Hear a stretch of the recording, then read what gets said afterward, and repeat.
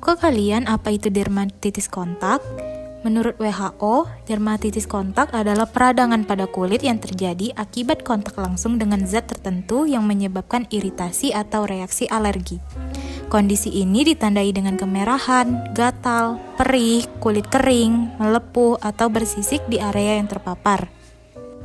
Dermatitis kontak merupakan salah satu penyakit kulit akibat kerja yang paling umum di dunia. Menurut data WHO tahun 2020, dermatitis kontak iritan menempati urutan keempat dengan prevalensi sekitar 10% dari total penyakit kulit akibat kerja. Diperkirakan terdapat sekitar 300 juta kasus dermatitis kontak setiap tahunnya secara global. Insiden dermatitis kontak akibat kerja secara internasional diperkirakan berkisar antara 11 hingga 86 kasus per 100.000 pekerja per tahun. Dan Amerika Serikat menjadi negara tertinggi dengan kasus dermatitis kontak sekitar 4.408 kasus per 100.000 orang per tahunnya. Dan untuk data penyakit dermatitis kontak di Indonesia, menurut Kementerian Kesehatan Republik Indonesia, dari 389 kasus penyakit kulit yang telah diteliti, 97% merupakan dermatitis kontak dengan rincian 66,3% dermatitis kontak iritan dan 33,7% dermatitis kontak alergi. Dermatitis kontak terbagi menjadi dua jenis. Yang pertama, dermatitis kontak iritan.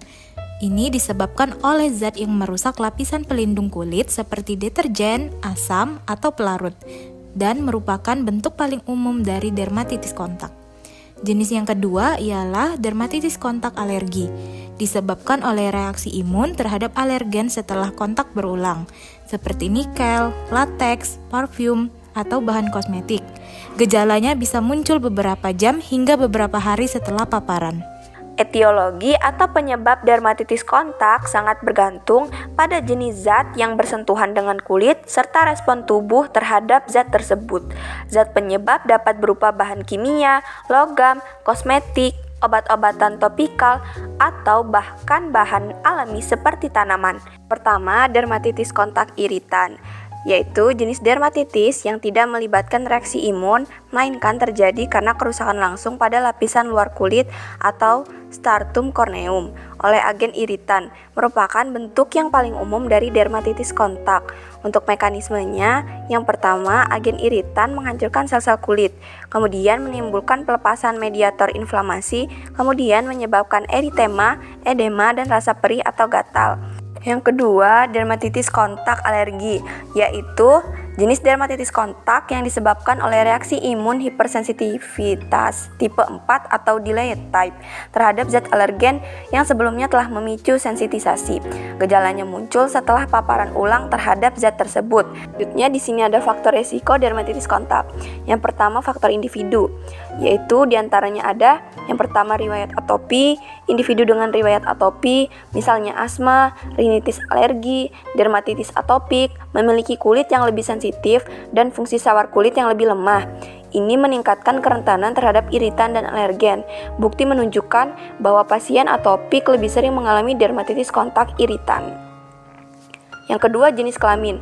Wanita lebih sering mengalami dermatitis kontak, terutama alergi, karena lebih sering menggunakan kosmetik dan produk perawatan pribadi, lebih sering terpapar perhiasan berlapis nikel, dan lebih banyak bekerja di sektor seperti perawat, guru, pekerja kebersihan. Yang ketiga, usia. Usia produktif yaitu 20-50 tahun lebih beresiko karena merupakan kelompok usia yang aktif bekerja dan lebih sering terpapar zat kimia atau logam dalam pekerjaan. Yang keempat, genetik. Mutasi pada gen filaggrin atau FLG menyebabkan gangguan pada penghalang kulit. Yang kedua, faktor lingkungan, yaitu diantaranya yang pertama ada kondisi iklim. Cuaca dingin dan kering dapat memperburuk iritasi kulit. Kelembapan rendah menyebabkan kulit kering dan retak, memperbesar resiko penetrasi iritan atau alergen. Yang kedua, paparan air atau kelembaban tinggi. Paparan air yang berlebihan, terutama di tangan, merusak lapisan lipid pelindung kulit. Yang ketiga, faktor pekerjaan atau paparan zat kimia.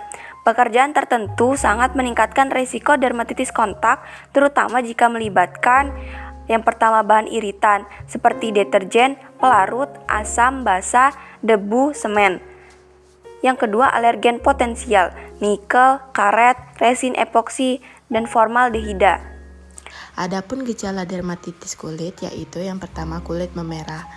Nah, ini merupakan reaksi awal dari peradangan yang biasanya timbul setelah kulit terkena zat yang mengiritasi atau menyebabkan alergi.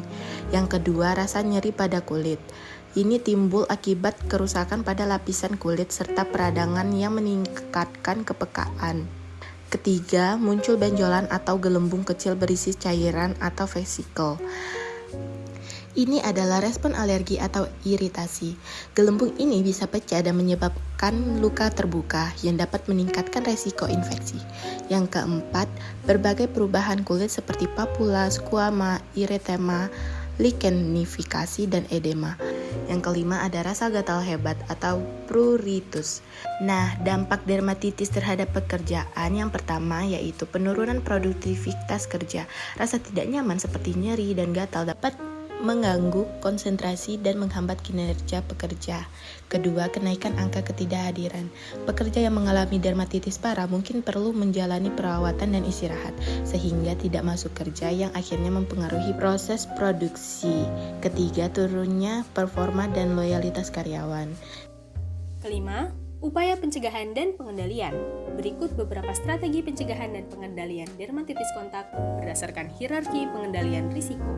Pertama, eliminasi atau substitusi bahan berbahaya. Kedua, pengendalian teknik dan rekayasa. Ketiga, pengendalian administratif. Keempat, alat pelindung diri atau APD. Kelima, pemantauan kesehatan rutin. Tahukah Anda, banyak pekerjaan di sekitar kita yang memiliki resiko kesehatan yang cukup serius. Mari kita kenali contoh-contoh pekerjaan yang beresiko berdasarkan jenis paparannya. Yang pertama, golongan kimia. Pekerjaan dalam kategori ini sering berhubungan dengan zat-zat kimia yang berbahaya. Pekerja tambang batu bara dan asbes misalnya. Mereka beresiko terpapar debu batu bara, asbes, serta logam berat seperti timbal, krom, arsenik, dan kadmium. Berikutnya, golongan fisika. Pekerja proyek bangunan atau konstruksi menghadapi kebisingan alat berat, getaran mesin, suhu ekstrim, dan bahkan radiasi dari alat tertentu. Terakhir, golongan biologi, dengan risiko berasal dari paparan mikroorganisme. Tenaga kesehatan seperti dokter, perawat, dan laboran setiap hari berhadapan dengan virus, bakteri, dan jamur dari pasien. Berikut adalah regulasi, standar, dan pedoman K3 yang secara langsung maupun tidak langsung berkaitan dengan dermatitis kontak. Yang pertama, Undang-Undang Nomor 1 Tahun 1970 tentang Keselamatan Kerja. Yang kedua, Permenaker Nomor 5 Tahun 2018 tentang Keselamatan dan Kesehatan Kerja Lingkungan Kerja. Yang ketiga, Peraturan Pemerintah Nomor 88 Tahun 2019 tentang Kesehatan Kerja. Kepmenaker Trans Nomor 609/1989 tentang penyakit akibat kerja. Yang kelima, Standar Nasional Indonesia atau SNI dan ISO yang relevan. 6. Peraturan terkait alat pelindung diri atau APD.